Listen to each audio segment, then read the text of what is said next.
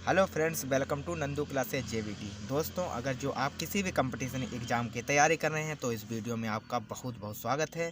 इस वीडियो में दोस्तों आप सीखेंगे रीजनिंग का पार्ट कूट लेखन या कूट वाचन, मतलब कोडिंग या डिकोडिंग।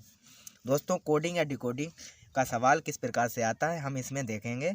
कोडिंग डिकोडिंग सवाल लगाने से पहले आपको 2-3 चीज़ें आनी बहुत ज़रूरी है जो इसमें हमने दे रखी है। मान लिया कोडिंग डिकोडिंग में अक्षरों की क्रम व्यवस्था दी जाती है, तो क्रम व्यवस्था हमें 2 प्रकार से हमें याद होनी चाहिए। ये तो होता है रेखीय क्रम व्यवस्था, एक होता है वृत्तीय क्रम व्यवस्था। तो आप देखेंगे रेखीय क्रम व्यवस्था में किस प्रकार से पूछे जाते हैं और वृत्तीय क्रम व्यवस्था में किस प्रकार से क्वेश्चन पूछे जाते हैं। सबसे पहले देखते हैं कि अक्षरों की क्रम व्यवस्था 2 प्रकार से पूछते हैं। नंबर 1 रेखीय क्रम व्यवस्था, नंबर 2 वृत्तीय क्रम व्यवस्था। रेखीय क्रम व्यवस्था में 2 भाग होते हैं, एक होता है बाएं से दाएं की ओर, एक होता है दाएं से बाएं की ओर। ठीक है, बाएं से दाएं की ओर मतलब कैसे, मतलब हम सीधी तरफ से, इधर हमारा हो गया जे है ऐसे, इधर हो गया हमारा बायां और इधर हो गया हमारा दायां, इधर हो गया हमारा दायां। तो हम जब अपने बाएं से दाएं की ओर जब जाते हैं, इधर जैसे ABCD को हम इधर जेड, जब हम ए से जेड की तरफ जाते हैं तो उसे हम बाएं से दाएं कहते हैं। और जे होता है नंबर 2 पे हमारा नंबर, जो जब हम जेड से ए की तरफ जाते हैं, जेड से हम ए की तरफ जाते हैं, जेड से हम ए की तरफ आते हैं तो इसे कहते हैं दाएं से बाएं की ओर। और जब हम ए से जेड की तरफ जाते हैं तो बाएं से दाएं की ओर कहते हैं।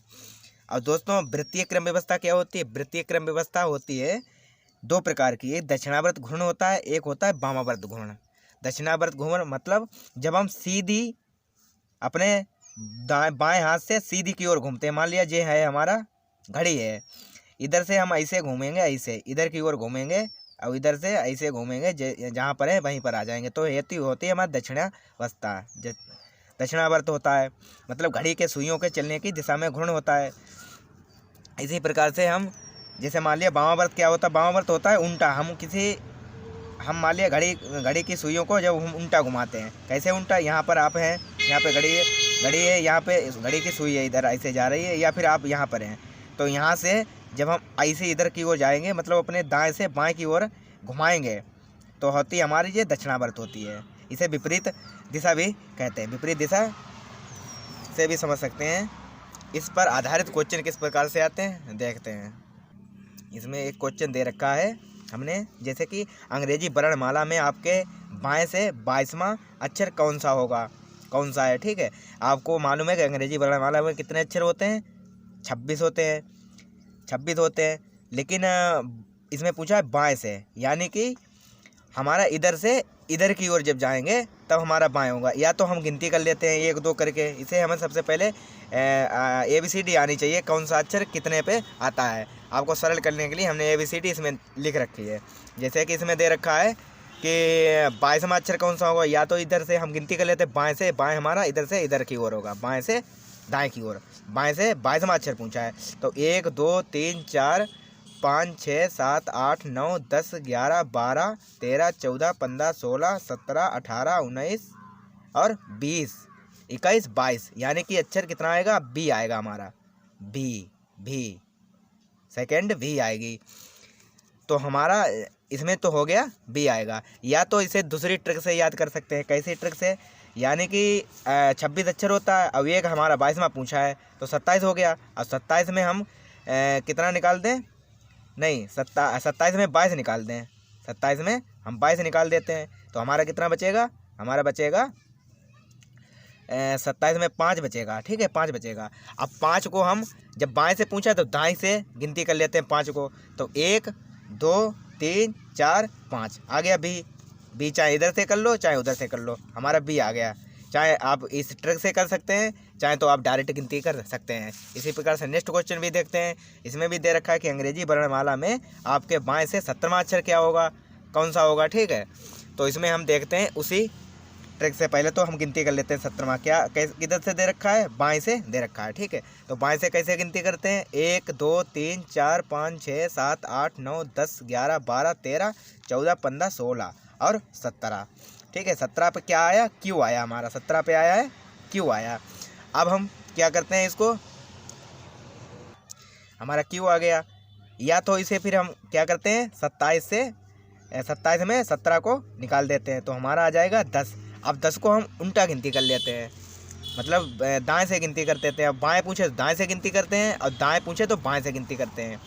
तो हम बाएं से गिनती करेंगे, कितना करेंगे 10 आया तो 10 गिनती करेंगे तो 1 2 3 4 5 6 7 8 9 और 10 आ गया हमारा क्यू। क्यू वैसे भी आया था और ऐसे भी आया। इसी प्रकार से नेक्स्ट क्वेश्चन देखते हैं दोस्तों अब ये क्वेश्चन दे रखा है, इसमें भी अंग्रेजी वर्णमाला में आपके दाएं से 14वां अक्षर क्या होगा। उसमें बाएं पूछा था, अब इसमें दायां पूछा है। तो इसमें भी हम पहले तो हम ABCD से डायरेक्ट निकाल के रखते हैं क्या आता है इसमें। जैसे कि इसमें दे रखा है दाएं से, तो दाएं हमारा इधर से इधर होगा, यानी कि इधर से इधर होगा, इधर दायां इधर बायां, इधर से इधर होगा। ABCD को Z से एक ही तरफ गिनती करेंगे, वो दायां होगा।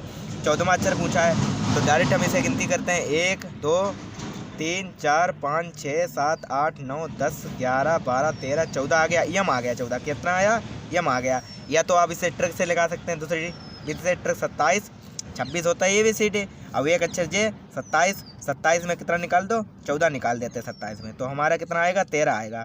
अब जब इसमें दायां पूछा, ठीक है, तो हम इस गिनती को इसमें करते हैं बाएं से गिनती, यानी कि इधर से गिनती करेंगे। कितना अक्षर 13 अक्षर करेंगे। 1 2 3 4 5 6 7 8 9 10 11 12 और 13 यम आ गया। यानी चाहे आप इस विधि से निकालें चाहे आप इस विधि से निकालें, सही आएगा। उसी प्रकार से क्वेश्चन हम अब नेक्स्ट देखते हैं। इस प्रकार के क्वेश्चन देखते हैं, इसमें कभी कभी दे रखा है कि कोडी में दिखा होता है अक्षर, किस प्रकार से इसमें हमें इसे हल कर सकते। जैसे क्वेश्चन नंबर 4, जैसे फादर, यदि फादर को HCBJJGT के रूप में कोडित किया जाता है तो SHIP को कैसे कोडित किया जाएगा। तो सबसे पहले हम ये देखते हैं कि ये कितना कितना मिला के या कितना कितना जोड़ के आया है HCB वाला। तो हम लिखते हैं फादर को पहले लिखते हैं, कितना किसे लिखेंगे, फादर को लिखेंगे FATHE और R।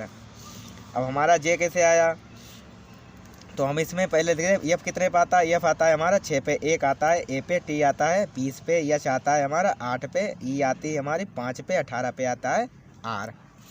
इसी प्रकार से हम इसे लिखेंगे HCB और JGT।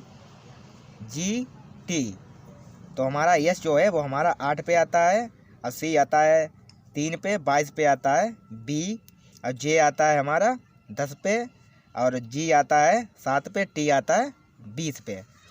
अब इसमें हम डिफरेंस देख लेते हैं, डिफरेंस किस प्रकार से आया है। डिफरेंस आया C हमारा कितने पे आया, 3 पे आया, C है हमारा 3 पे आया C। डिफरेंस क्या देख लेते हैं, इसमें कितना 6 में कितना जोड़ दिया, 2 जोड़ दिया, तो इसमें 2 प्लस हुआ। 1 में कितना जोड़ दिया, 3 आ जाए, 2 जोड़ दिया, 2 प्लस हुआ। 22 में कितना जोड़ दे, 2 जोड़ दे तो 22 हो जाएगा। अब 8 में कितना जोड़ दे, 2 जोड़ दे तो 10 हो जाएगा। अब 5 में कितना जोड़ दे, 2 जोड़ दे तो हमारा 7 हो जाएगा। इसी प्रकार से 18 में 2 जोड़ दे 20 हो जाएगा, यानी कि 2 प्लस सीरीज चल रही है। अब हम 2 प्लस सीरीज चल रही है, इसको भी हम अब 2 प्लस सीरीज चलाएंगे। कैसे लिखेंगे हम, SI और P, SHIP। तो यस हमारी कितने पे आती है, यस हमारी आती है 19 पे, यस आती है 19 पे। 8 पे आता है T पे H और TI आता है हमारा 9 पे, 16 पे आती है P। अब 19 में हम 2 जोड़ेंगे तो कितना आ जाएगा हमारा, 19 में 2 जोड़ेंगे तो हमारा हो जाएगा 21। 21 पे क्या आता है, U आता है, 21 पे आता है U। और फिर हम 8 इसमें 8 में 2 जोड़ेंगे 10 हो जाएगा। और 10 पे क्या आता है, 10 पे आता है J, U होता है J आता है, 10 पे J आता है। उसके बाद K, इसमें 9 जोड़ेंगे तो हो जाएगा 11। 11 पे क्या आता है, K आता है 11 पे, ठीक है। 10 और 11 K आता है। अब हमारा इधर P है, इधर 16 दे रखा है, 16 में हम 2 जोड़ेंगे तो हमारा हो जाएगा 18। 18 पे क्या आता है, 18 हो जाएगा इधर, और 18 पे आता है R। तो दोस्तों ये समझ में आपको ज़रूर आया होगा। इसी प्रकार से नेक्स्ट क्वेश्चन देखते हैं। इस क्वेश्चन में दोस्तों दे रखा है कि CAT मतलब कैट को 24 तथा SAD सेट को लिखा जाए। मतलब कैट को 24 तथा सेट को 24 लिखा जाए। यहाँ पे आएगा 24, क्या इतना आएगा 24। हेड को 24 लिखा जाए तो सी को क्या लिखा जाएगा, सी को क्या लिखा जाएगा। तो सबसे पहले हम इन्हें सभी तीनों को उतार देते हैं। CAT सी को उतार लेते हैं, फिर बाद में SAD को उतार लेते हैं, फिर बाद में कितना आया है HCE को उतार लेते हैं। अब किस प्रकार से हमारा ये 24 आया है, इसी प्रकार से हमारा ये वाला भी आंसर आ जाएगा। जैसे कि इसमें दे रखा है कि सी हमारे कितने पे आती है, मान लिया जैसे इसे जोड़ के देखते हैं, पहले आ जाएगा 1 2 3 ही अक्षर है, 3 3 9 नहीं आ रहा है, 3 4 12 नहीं आ रहा है। इसे इसकी स्थिति देखते हैं कि सी आता है 3 पे, ठीक है, सी आता है 3 पे और ए आता है 1 पे, तो इसे प्लस करके देखें, और टी आता है हमारा 20 पे। अब जोड़े कितना हो जाएगा 22 भाई 20 और 1 21, 21 और 3 24 आ गया हमारा, 24 आ गया। इसी प्रकार से यस जो है हमारा कितने पे आता है 19 पे आता है यस, और ए आता है 1 पे, और हमारा जे डी आता है 4 पे, ठीक है। तो 1 5 5 4 19, 5 और 19 कितना हो जाएगा 24 हो जाएगा। इसी प्रकार के ए भी हमारा आ जाएगा, यस आता है 19 पे, ठीक, यस आता है 19 पे, और 8 पे आता है यच, और ई आता है हमारा 5 पे। तो इसे जोड़ेंगे कितना हो जाएगा, इसे जोड़ेंगे तो हमारा ये हो जाएगा 32, कितना हो जाएगा 32। इस प्रकार से SCE को 32 लिखा जाएगा। दोस्तों हम नेक्स्ट क्वेश्चन देखते हैं। इसी प्रकार से इस क्वेश्चन में दोस्तों दे रखा है कि यदि 123 को 36 तथा 225 को 81 लिखा जाए तो 331 को क्या लिखा जाएगा। तो 123 का 36 ऐसा क्या करे कि 36 आ जाए, 225 का ऐसा क्या करे कि 81 आ जाए।